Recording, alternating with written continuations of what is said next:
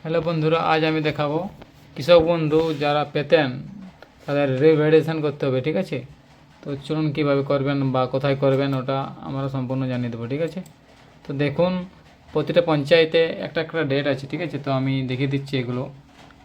13/7/2026 ছররা জিপিতে হবে। ঠিক আছে, আর দেখুন 15/7/2026 ঘঙ্ঘা জিপিতে হবে।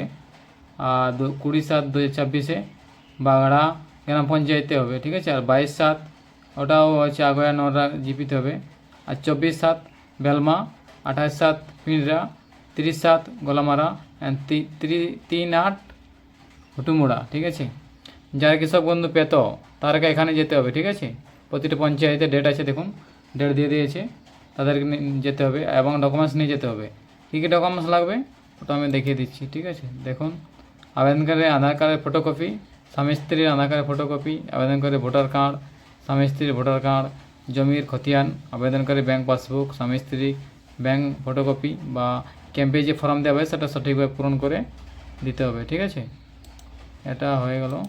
দেখুন এই হচ্ছে নোটিশ একটা বেরিয়েছে। ঠিক আছে, এটা আপনারা দেখে নেবেন আর ভিডিওটা শেয়ার করে দেবেন যাতে প্রতিটা কৃষক বন্ধু মানে যারা কৃষক বন্ধু পায় তারা জানতে পারে এবং সঠিক ডেটে পৌঁছতে পারে।